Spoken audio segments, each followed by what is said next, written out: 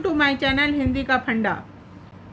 हिंदी साहित्य सागर क्लास 9 की मैं पद्य भाग की पार्ट 2 कुंडलियाँ जिसे गिरधर कविराय ने लिखा है उसका आज प्रश्नोत्तरी आपको बताऊंगी, समझाऊंगी और इसकी एक कॉपी मैं आपको भेज दूंगी।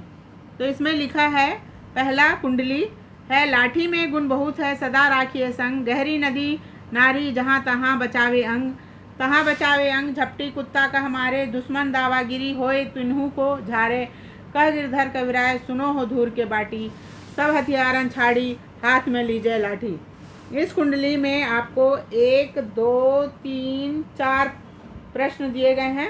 अब इस कुंडली जो ऊपर लिखा है उसी के आधार पर 4 प्रश्न हैं, उसी के आधार पर आपको आंसर लिखना है। पहला है, गिरधर कविराय ने लाठी के किन किन गुणों की ओर संकेत किया है। गिरधर कविराय द्वारा लिखित उपयुक्त कुंडलियाँ में कविराय ने लाठी के गुणों की ओर संकेत करते हुए उसकी उपयोगिता पर प्रकाश डाला है। लाठी हमेशा साथ में रखना चाहिए। लाठी के सहारे गड्ढे, नदी, नाले पार करने में तथा कुत्ते व दुश्मन से बचाने में सहायता करती है। दूसरा प्रश्न है, लाठी हमारी किन किन परिस्थितियों में सहायता करती है। लाठी अनेक प्रकार से अनेक परिस्थितियों में हमारी सहायता करती है। कहीं गड्ढा आ जाए तो लाठी का सहारा हमें संतुलित रखता है। कहीं नदी आ जाए तो लाठी का प्रयोग उसकी गहराई नापने के लिए किया जाता है, बल्कि लाठी के सहारे उसे पार भी कर सकते हैं। यदि मार्ग में किसी कुत्ते का सामना करना पड़े तो लाठी उससे भी हमारी रक्षा करती है। यदि कभी किसी दुश्मन से सामना हो जाए तो लाठी हमारे बड़े काम आती है। लाठी के सहारे हम दुश्मन पर भी विजय प्राप्त कर सकते हैं। तीसरा प्रश्न है, कवि सब हथियारों को छोड़कर अपने साथ लाठी रखने की बात क्यों कह रहे हैं। क्या आप उनकी बात से सहमत हैं? स्पष्ट कीजिए। हाँ, हम उनकी बात से सहमत हैं, क्योंकि लाठी को रखने के लिए अलग से कोई जगह नहीं बनानी चाहती। लाठी को हाथ में पकड़कर उसके सहारे से आप चला जा सकता है। हाँ, और लाठी को अपने पास रखना भी आसान होता है। कई तरह से उपयोग किया जा सकता है, किसी को बचाने के लिए, अपने आप को बचाने के लिए, किसी मारने के लिए, गहरी नदी नाली जैसा कि उपरोक्त प्रश्न में दिया गया है, ये सब काम आती है। अब इसका चौथा प्रश्न है, शब्दार्थ लिखिए। नारी मतलब होता है यहाँ नाली, नारी मतलब नाली होता है। दावागिरी मने बलवान, तिन्हू मने उनको, छाड़ी मने छोड़कर। अब दूसरी कुंडलियाँ हैं, कमरी थोड़े दाम की बहुत आवे काम, खासा मलमल बापता उनकर राखे मान, उनकर राखे मान, बंद जह आड़े आवे, बकुचा बांधे मोट, रात्रि को झारी बिछावे, कह गिरधर कविराय, मिलत है थोरे दमरी, सब दिन राखे साथ, बड़ी मर्यादा कमरी। इसका भी 4 क्वेश्चन है। पहला है, छोटी सी कमरी हमारे किस किस काम आती है। तो छोटी सी कमरी बहुत कम दाम में ही मिल जाती है। कमरी के बहुत लाभ होते हैं। कमरी मतलब कंबल होता है। खासा मलमल बाफ्ता, जैसे कपड़ों को कंबल में लपेट दीजिए, उसे धूल और पानी से बचाया जा सकता है। रात पड़ने पर कहीं झाड़कर, कंबल को झाड़कर बिछाकर भी सो जाया जा सकता है, और ठंड लगने पर वह ओढ़ने के भी काम आती है। इसका दूसरा प्रश्न है, गिरधर कविराय ने के अनुसार कमरी में कौन कौन सी विशेषताएं हैं। गिरधर कविराय के अनुसार कमरी की बहुत सी विशेषताएं हैं। यह महंगा कपड़ा को पानी और धूल से बचाने के काम करती है। इसे हम बिछाकर भी सो सकते हैं और ठंड लगने पर ओढ़ने के भी काम आता है। तीसरा प्रश्न है, बकुचा बांधे मोट, रात्रि को झारी बिछावे, पंक्ति का आशय स्पष्ट कीजिए। उपयुक्त पंक्ति का आशय है कि हम कमरी को झाड़कर कहीं भी बिछाकर सो सकते हैं, और बकुचा बांधे मोट, उसकी गठरी बांधकर उसके अंदर हम कपड़ा या कुछ भी सामान रखकर गठरी बांधकर भी कहीं ले जा सकते हैं। इसका चौथा क्वेश्चन है, खासा मलमल बापता उनकर राखे मान, पंक्ति द्वारा कवि क्या कहना चाहते हैं।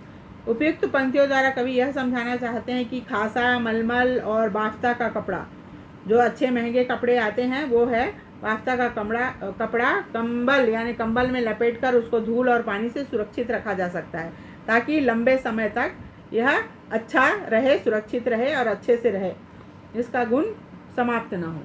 अब तीसरा कुंडली है, गुण के गाहक सहस नर, बिन गुण लह न कोय, जैसे कागा गोगिला, शब्द सुने सब कोय, शब्द सुने सब कोय, कोकिला सबे सुहावन, दोऊ को एक रंग, काग संग गए अपावन। कह गिरधर कविराय सुनो हो ठाकुर मन के, बिनु गुण लह न कोय, सहस नर गाहक गुण के। अब इसमें भी 4 प्रश्न हैं। पहला है, गुण के गाहक सहस नर को स्पष्ट करने के लिए कविराय ने कौन सा उदाहरण दिया है और क्यों? गुण के गाहक सहस नर को स्पष्ट करने के लिए कवि ने कौवे और कोयल का उदाहरण दिया है। जैसे कोयल की आवाज़ सभी के मन को भाते हैं और कौवे के आवाज़ को कोई पसंद नहीं करता, वैसे ही गुणी व्यक्ति की प्रशंसा सब करते हैं, उनका आदर सम्मान सब करते हैं, अगुणी व्यक्ति का नहीं। दूसरा प्रश्न है, कागा और कोकिला ने कौन सी बात समान है और कौन सी असमान? कागा यानी कौवा, कोकिला माने कोयल। कागा और कोकिला में दोनों के रंग समान है, यानी दोनों का रंग काला होता है, लेकिन उसकी आवाज़ असमान है। कौवे की आवाज़ कर्कश होती है और कोकिला की आवाज़ मधुर होती है। तीसरा है, बिन गुण लह न कोय, सहस नर गाहक गुण के। पंक्ति का भाव स्पष्ट करिए। उपयुक्त पंक्ति का यह भाव है कि बिना गुण वाले व्यक्ति का कोई सम्मान नहीं करता, जबकि गुणी व्यक्ति का सभी आदर और सम्मान करते हैं। गुण ही बहुत महत्वपूर्ण है। चौथा प्रश्न है, उपयुक्त कुंडलियाँ का केंद्रीय भाव स्पष्ट कीजिए। बताइए कि कुंडलियाँ द्वारा क्या संदेश दिया गया है। उपयुक्त कुंडलियों के द्वारा यह संदेश दिया गया है कि गुणी व्यक्ति को चाहने वाले होते हैं, उनका आदर सम्मान मिलता है, जबकि निर्गुण व्यक्ति को कोई नहीं चाहता, उन्हें सम्मान नहीं मिलता। इस कुंडलियों द्वारा यह संदेश दिया गया है कि व्यक्ति का गुण ही महत्वपूर्ण है, उसका रूप नहीं। चौथा है, साई सब संसार में मतलब का व्यवहार, जब लग पैसा गांठ में तब लगता को यार, तब लगता को यार, यार संग ही संग बोल, पैसा रहे न पास, यार मुख से नहीं बोले। कह गिरधर कविराय जगत यही लेखा भाई, करत बेगर्जी प्रीति, यार बिरला कोई नहीं साई। इसके विचार प्रश्न है, कवि के अनुसार इस संसार में किस प्रकार का व्यवहार प्रचलित है? कवि के अनुसार इस संसार में स्वार्थ का व्यवहार प्रचलित है। जब किसी के पास पैसे होते हैं तो उसके आसपास कई मित्र घूमने लग जाते हैं और पैसे समाप्त होने पर वही मित्र दूर हो जाते हैं। साई सब संसार में शीर्षक कुंडलियों में मिलने वाले संदेश पर प्रकाश डालिए। इस कुंडलियों का संदेश यह है कि संसार में बहुत ही मतलबी लोग होते हैं, अपना काम निकलवाने के लिए मतलब साधते हैं और जब उनका काम खत्म हो जाए तो रिश्ता तोड़ देते हैं। जिसके पास धन दौलत पैसे नहीं हैं उससे कोई मतलब नहीं रखते। पूरे संसार में ऐसे बहुत कम लोग हैं जो बिना स्वार्थ के रहते हैं। तीसरा प्रश्न है, उपयुक्त कुंडलियाँ में सच्चे और झूठे मित्र की क्या पहचान बताई गई है? उपयुक्त कुंडलियाँ में सच्चे और झूठे मित्र की यह पहचान बताई गई है कि जब हमारे पास पैसे होते हैं तो हमारे पास बहुत सारे मित्र होते हैं जो कि झूठे होते हैं, और हमारे पास पैसे समाप्त होते हैं तो वो झूठे मित्र हमसे दूर चले जाते हैं। और सच्चा मित्र वो होता है जो हमारे पास पैसे रहे या न रहे हमारा हमेशा सुख और दुख में साथ देता है, वही सच्चा मित्र है। चौथा है, उपयुक्त कुंडलियाँ का प्रतिपाद्य लिखिए। उपयुक्त कुंडलियाँ का प्रतिपाद्य यह है कि संसार का यही व्यवहार है, यदि यही रीति है कि यहाँ का व्यवहार स्वार्थ पर आधारित है। संसार में ऐसे लोगों की संख्या अत्यंत कम है जो बिना स्वार्थ के किसी से मित्रता करते हैं। पांचवा कुंडली है, रहिए लटपट काट दिन, बरु घामे माँ सोए, छाह न बाकी बैठिए, जो तरु पत्रो होए, जो तरु पत्रो होए, एक दिन धोखा दे हैं, जा दिन बह बयारी टूटी, तब जर से जय हैं। कह गिरधर कविराय छाह मोटे की गहिए, पाती सब झरी जाए, तरु छाया में रहिए। कवि के अनुसार हमें किस प्रकार के पेड़ की छाया में नहीं बैठना चाहिए और क्यों? कवि के अनुसार हमें पतले या कमज़ोर पेड़ की छाया में नहीं बैठना चाहिए, क्योंकि जब आंधी आएगी तो वह पतला पेड़ जड़ सहित ही उखड़ जाएगा और हमें भी अपना तो नुकसान पहुंचाएगा और हमें भी नुकसान पहुंचाएगा। दूसरा प्रश्न है, छाह मोटे के गहिए पंक्ति द्वारा कवि क्या कहना चाहते हैं? उपयुक्त पंक्ति द्वारा कवि कहते हैं कि हमेशा मोटे तने वाले पेड़ की छाया में ही बैठना चाहिए। अगर आंधी आएगी तो उसके पत्ते तो गिर जाएंगे, लेकिन उसका तना आपको सुरक्षित रखेगा। तीसरा प्रश्न है, उपयुक्त कुंडलियाँ द्वारा कवि क्या संदेश दे रहे हैं? उपयुक्त कुंडलियाँ द्वारा कवि यह संदेश देना चाहते हैं कि हमें निर्बल व्यक्ति के जगह में बलवान व्यक्ति का सहारा लेना चाहिए, क्योंकि वे अपने साथ हमारी भी सुरक्षा करेंगे। चौथा है प्रश्न, कवि के अनुसार एक दिन कौन धोखा देगा और कब? उससे बचने के लिए हमें क्या करना चाहिए? कवि के अनुसार एक दिन निर्बल व्यक्ति धोखा देगा। जब कोई मुसीबत आएगी तो उसे बचने के लिए हमें निर्बल के जगह किसी बलवान व्यक्ति का सहारा या मदद लेना चाहिए। छठवां कुंडली है, पानी बाढ़े नाव में, घर में बाढ़े दाम, दो हाथ उलीचिए यही से आनो काम।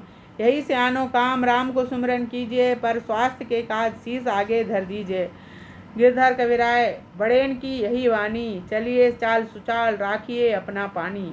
दो ही हाथ उलीचिए यही से आनो काम, पंक्ति का क्या भाव का स्पष्ट है। उपयुक्त पंक्ति का भाव यह है कि नाव में पानी भर जाने पर और घर में बहुत सारा धन आने पर दोनों ही नुकसानदेह होता है। इसलिए जब नाव में पानी भर जाता है तो दोनों हाथ से उसे बाहर की तरफ निकालना, उलीचिया माने बाहर की तरफ फेंकना चाहिए। उसी प्रकार घर में बहुत सारा धन आ जाने पर उसे भी अच्छे धर्म कार्य में लगाना चाहिए। दूसरा प्रश्न है, पर स्वास्थ्य के कारण शीश आगे धर दीजिए, पंक्ति का क्या आशय स्पष्ट करिए। उपयुक्त पंक्ति का आशय यह है कि दूसरों को परोपकार के लिए यदि अपने जीवन का बलिदान भी देना पड़े तो वह देना चाहिए। तीसरा प्रश्न है, उपयुक्त कुंडलियों में बड़े की किस वाणी की चर्चा की गई है तथा क्यों। कवि कहते हैं कि बड़े बुजुर्गों ने हमेशा अच्छे ढंग से जीवन यापन करना चाहिए, सही मार्ग पर चलते हुए अपने सम्मान को बनाए रखना चाहिए, यही कहा है। चौथा, उपयुक्त कुंडलियाँ का प्रतिपाद्य लिखिए। उपयुक्त कुंडलियाँ का प्रतिपाद्य यह है कि बड़े बुजुर्ग ने हमें जो सीख दी है, हमें अच्छे ढंग से जीवन यापन करना और हमें सही मार्ग पर चलना, अपने सम्मान को बनाए रखना। केवल सही मार्ग पर चलकर ही हम अपने सम्मान की रक्षा कर सकते हैं, यही सीख दी है। और धर्म कर्म कार्य भी करते रहना चाहिए। सातवां कुंडली है, राजा के दरबार में जैसे समय पाए, साई तहाँ न बैठिए जहाँ कोई देव उठाए। जहाँ को देव उठाए बोल अनबोले रहिए, हंसिए नहीं हहाए, बात पूछे ते कहिए। कह गिरधर कविराय समय सो कीजय काजा, अति आतुर नहीं होए बहुरी अन खहे राजा। इस कुंडली में भी आपको 4 प्रश्न दिए गए हैं। पहला प्रश्न है, राजा के दरबार में कब जाना चाहिए, कहाँ नहीं बैठना चाहिए और क्यों। हमें राजा के दरबार में अवसर पाकर ही जाना चाहिए, या हमें जब काम रहे या राजा बुलाए तभी ही जाना चाहिए। हमें एक बात का सदैव ध्यान रखना चाहिए कि हमें अपनी हैसियत देखकर ही अपना स्थान ग्रहण करना चाहिए। ऐसे किसी भी स्थान में नहीं बैठ जाना चाहिए कि जहाँ वो किसी और का स्थान हो, आके कोई और उठा के आपको पीछे कर दे, क्योंकि ऐसे स्थान पर बैठने से हमें कोई भी वहाँ से उठा सकता है। दूसरा प्रश्न है, कवि ने दरबार में कब बोलने और कब ना बोलने की सलाह दी है। कवि ने दरबार में पूछने पर ही उत्तर देने को कहा है, अनावश्यक रूप से हंसना या बोलने को मना किया है। हंसिए नहीं हहाए, बात पूछे से कहिए, पंक्ति द्वारा कवि क्या स्पष्ट करना चाहते हैं। उपयुक्त पंक्ति द्वारा यह कवि स्पष्ट करना चाहते हैं कि अनावश्यक रूप से जोर जोर से हंसना नहीं चाहिए, जहाँ जरूरी हो वहीं हंसना चाहिए, जब हमसे कोई बात पूछे तभी उसका उत्तर देना चाहिए। चौथा प्रश्न है, उपयुक्त कुंडलियाँ में से क्या शिक्षा मिलती है। उपयुक्त कुंडलियाँ से शिक्षा मिलती है कि हमें अवसर पाकर ही दरबार में जाना चाहिए। अनावश्यक रूप से जोर जोर से नहीं हंसना चाहिए। आवश्यक हो तभी बोलना चाहिए। प्रश्न पूछने पर ही हमें उत्तर देना चाहिए, और ऐसे ही किसी दूसरे जगह पर नहीं बैठना चाहिए कि जहाँ से हमें उठा दिया जाए। अब ये हो गया प्रश्न उत्तर समाप्त। अब हमारे चैनल को लाइक कीजिए, सब्सक्राइब कीजिए। बहुत बहुत धन्यवाद। अगला वीडियो अगले बार।